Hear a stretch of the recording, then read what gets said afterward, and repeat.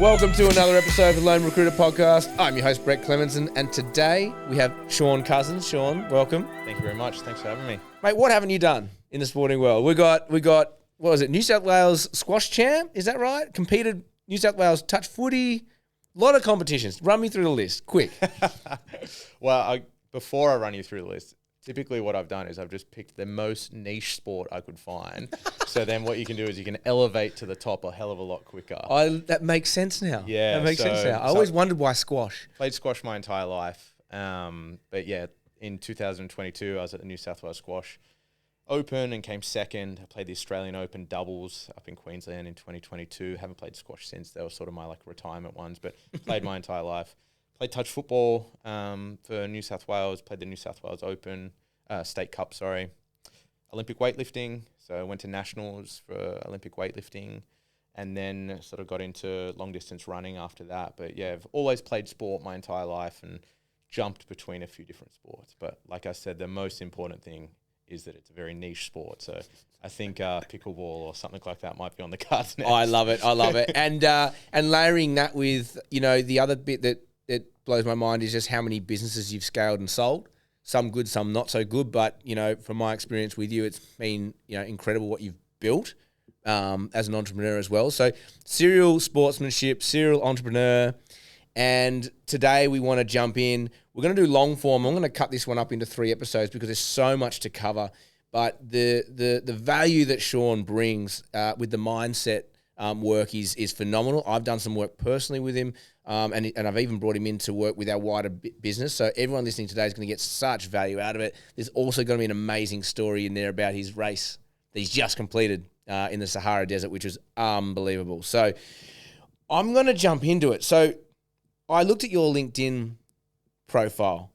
I help people realize their goals and aspirations, all driven by happiness. I love that line because, there's counseling, whereas you describe it, there's counseling where people are at -5 and that you got to get them to 0. And then there's the counseling you do, which is, I've got no reason to be unhappy, but I'm just feeling stuck, or I just need what's next for me. And that's where you come in and really help coach and push people along. And I think it's such a nice little niche. So I just want to, my first question is, how'd you land there? What got you to that point in counseling? I suppose for me, it was a lot of practical implements that I've felt throughout my life. So I've had lots of externally driven goals placed on me, whereas I thought that maybe I wanted to buy a house, or I thought that maybe I wanted to make X amount of money. And I found that a lot of the things that were externally motivated didn't really make me truly happy. I think for a lot of people, their number one goal should be to improve their happiness. I don't think you can become happy, but you can become happier. Yeah. So there's no destination. You can't arrive there and then sort of feel I'm happy now. So why that's in my bio is that a lot of the goal setting that I work for people, or aspirations that I want people to come up with, is driven by happiness. Is this going to tie to one of your core values that intrinsically make you happy? Or is this an externally motivated goal that maybe your manager, your wife, your husband, your family have put on you? So one of the first things that I do with all my clients is find what truly makes them happy. And then we try to attach some aspirations or goals to that happiness, because they're the ones that I know that get you out of bed in the morning. They're the ones that people go, how's he so motivated? When you're motivated by happiness and becoming happier, it's a hell of a lot easier. So that's why in counseling, which is my background, sort of is coming from counseling, it's not necessarily about attaching it to happiness, but for me, and sort of the amalgamation of coaching, sports, business, and counseling, I find that happiness is at the core of it. Yeah. I totally resonate with that because we did some work together earlier in the year, just one-on-one, and it was me basically saying, I'm happy. I've achieved a lot. I'm exactly where I thought I'd be in life. And for a lot of people, I'd look at myself 5 years ago, I'd look at myself and go, well done. You're exactly where you want to be, maybe even further along. But there's still you can't quieten that whole what's more, what's next. And what really I thought was great, the work we did, was that finding the core values. And that isn't an easy task. That was weeks and weeks of work. And I struggled because trying to work out what my core values are, you think you know what they are until you put pen to paper and you go, oh, fuck, that's not my goal. That's not my core. That's my mum.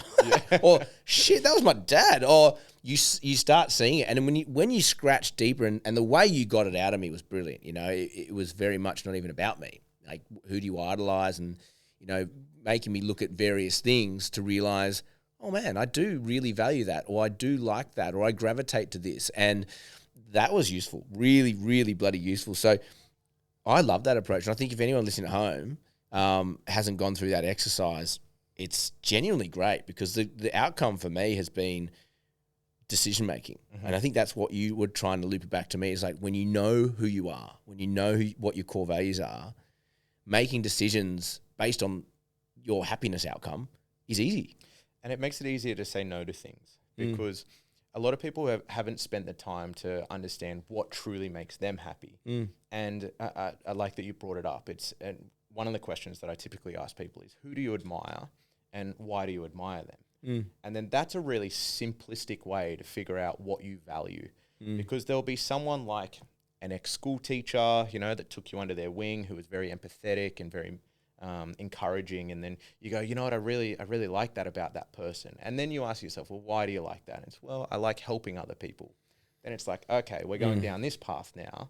Now I'm going to realize. So if you're in a position where in your life you haven't got the ability to help someone else, but it's one of your core values, that's when people start to feel stuck or sick of their job, sick of what they're doing. They're like, I struggle to find motivation. It's like, in my opinion, you're struggling to find motivation on something. It's because you don't really know where you're going. You haven't got an idea of your core values. You don't know how to attach anything to them. So you're sort of shooting in the dark. Once you have a very clear indication of how you make yourself happy, what you value and what you admire in people and how you can become that person, all of a sudden the things are really easy to say no to. Alcohol, easy to say no to when you admire someone that spends the Saturdays and Sunday mornings with their kids. You know, you see them down running on the beach, you know, whereas all your friends want to go out for nice dinners. You don't really value fine dining and beautiful wine and whiskey, but you get caught up in that because it's your circle of influence. So one of the best things you can do is just figure out who you are, what you admire, what makes you truly happy, intrinsically happy, that warm, fuzzy feeling, not the immediate happiness of buying the new watch, buying the car, buying the clothes. You know, that's very short-term lived. Excuse me. And that's where social media has really made it difficult for people, because you see there is the Joneses effect. Like, I see my friends doing this, therefore I should be doing that. And it has nothing to do with what you want. I see so many of my mates do so much travel and whatever, and that does excite me, but it's not a big one for me. Actually, just showing up for my kids I get the most enjoyment. Like, going out on a Saturday and having fun with them, like stupid fun. Like, we're going to go and do a thing on the weekend at Bounce. I've never been there before, and they're so excited, and that makes me excited, you know? Like, the big kid in me gets excited. Man, that's so simple. Yeah, and now it's easy to understand what you do with your weekends. Now it's easy to understand what you can aspire to. You know, you obviously admire people that are good parents, that love spending time with their kids. So understanding that about yourself is the first thing that I do with anyone that I work with, is get that out of them. And to your point before, sometimes that's weeks of work. That's lots of question. That's lots of soul searching. It's not something that you do in 40 minutes. What is the ratio of people who do this exercise with you, the core values, that just nail it? They're like, Jesus, this person really knows who they are and what they're about, versus more like me. Like, I think I know, but let's have a look at it. Oh, wow, I didn't really know. I hadn't committed to agreeing with myself that that's what it's about. Yeah, look, everyone's different. But if you were to ask me how many people I've spoke to that understand their core values straight off the bat, and when I ask them, they can recite it to me immediately, like, it's close to 0%. It's only the people that have sought advice and been taught how to understand those things. So say, for example, when I was studying, and you're surrounded by counsellors and psychologists and stuff like that constantly talk about these things. So you constantly ask yourself these questions. You're not only working with your client on trying to get it out of them, but you're always reminding yourself of that. So you go home at night and you think about it for yourself. So typically in that vein, a lot of them understand their core values. In everyday life, in everyday work, I would say it's close to 0% unless they've really sought help to try figure it out. Interesting. And I know that, sorry, was it just kind of mid-COVID, 2021 was a pretty tough spot for you, wasn't it? You've talked about that publicly, so I'm happy to bring that up. And I think that's where this core values really helped you out. Do you want to talk about that? Yeah, so for me personally, what happened was ever since I left school, the world just kept getting better and better. So real estate prices went up, stock market went up, everything was booming. And I was self-employed essentially straight out of school. I've been self-employed since I was 20. So my businesses kept getting better and better, and I just hadn't faced any adversity. And then in COVID, what happened to me was that all my businesses essentially went to zero. I was in travel, I was in fitness industry. That's no fun. Yeah, so it all went to zero, and it was the first time that I really faced adversity. And then that was a big eye-opener for me. So what I did is I went soul-searching, and I wanted to understand a little bit more about my psyche and why I couldn't deal with adversity as well as I thought maybe I could. And that's what led me to go down psychology and counselling, Right. just to get an understanding for myself. And then that's when the doors opened up, and I went, oh, this is where I really need to be. I really resonate with a lot of the stuff that I'm learning. I can see the value in it. And as well, I think that I can have a unique approach to this, being self-employed for so long, being an athlete in multiple different disciplines. It was like I can take those learnings, apply it to counselling, and then I could come up with my own unique approach.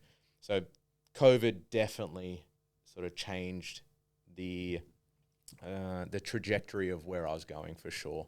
Okay. And what were some of the key parts that came out the back of it? Because I've only known you since COVID. Like, that's when we first crossed paths. And I think I've only ever seen you coming out of that. You know what I mean? Like, I don't think I saw you going into it. Yeah. I think maybe I had a little bit of a hunch because the whole world was in that place, but we're also distracted, right? Doing our own thing.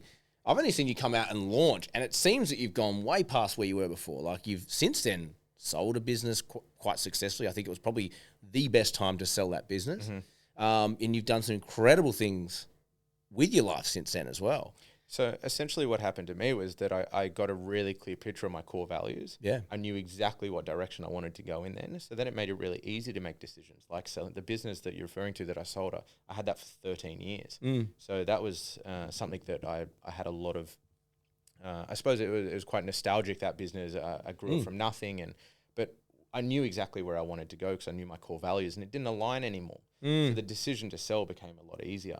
The decision to, and maybe we speak about it, do some of the events that I did. Yeah. I realized that I love adventure. I love learning. I love helping people. So every decision I made from there on after was based around these three things. Yeah. So it made decisions a hell of a lot easier to make.